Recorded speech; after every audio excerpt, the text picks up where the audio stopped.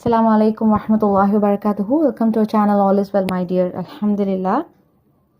அல்லாஹ் குர்ஆன்ல சொல்லியிருக்க அரபி வசனங்களையும் அதுக்கான பொருள்களையும் எப்படி ஓதுறது அப்படிங்கிறத நம்ம பார்ப்போம். பிஸ்மில்லாஹிர் ரஹ்மானிர் ரஹீம்.